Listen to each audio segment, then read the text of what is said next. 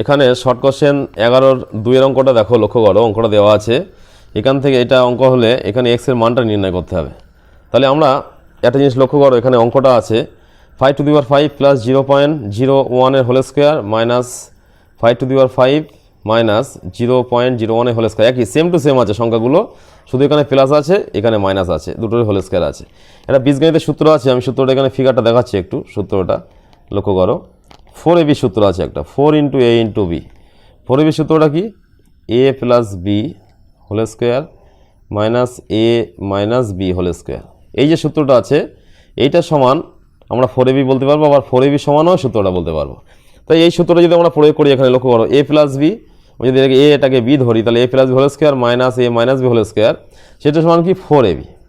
তাহলে এখানে আমরা এটা সমান কি লিখতে পারবো? 4ab। তাহলে 4a মানে 5⁵ ইন্টু বি মানে 0.01। তো এটা এখান থেকে এই পর্যন্ত ক্যালকুলেশন করে পেলাম এটা 4 × a × b equals to 5⁵x। বা দিয়ে কী হবে? এখানে 4 × 5⁵ ইন্টু, এখানে এটা পয়েন্টটাকে আউট করে নিয়েছি, 0.01 ছিল, পয়েন্টটা তুলে দেব। তাহলে কি পয়েন্ট তোলার নিয়ম কি? এই পয়েন্টের জন্য নিচে 1, পয়েন্টের ডান দিকে যে কটা সংখ্যা সেই কটা 0 বসিয়ে দিলাম, পয়েন্টটা উঠে যাচ্ছে, ইকুয়ালস টু 5⁵x। বা দিয়ে এখানে দেখো 4 আর 100 কাটাকুটি করলে 25 হবে। তাহলে অ্যাকচুয়াল লাইনটা কী দাঁড়াচ্ছে?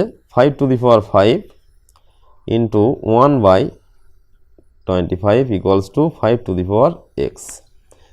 এখানে কি হচ্ছে? 5⁵ ইন্টু 1/25কে ভাঙলে কী হবে? 5² মানে 5 × 5 = 25, সেটা মনে রাখবে। এবার কি করব? 5⁵ থাকছে অলরেডি। এবার এটা উপরে গেলে কি হবে? সূচকের নিয়মে উপরে গেলে কি হয়? প্লাস থাকলে এই পাওয়ারটা চেঞ্জ হয়ে যায়, পাওয়ারের সাইনটা চেঞ্জ হয়ে যায়, মাইনাস হয়, ইকুয়ালস টু 5⁵x।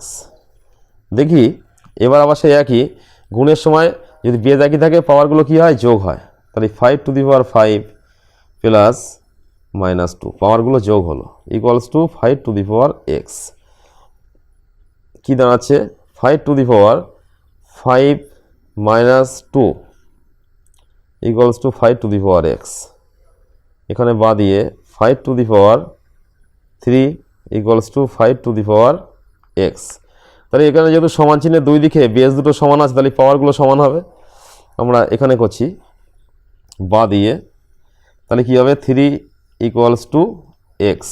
অতএব এটা ঘুরিয়ে লিখলে x ইকুয়ালস টু 3।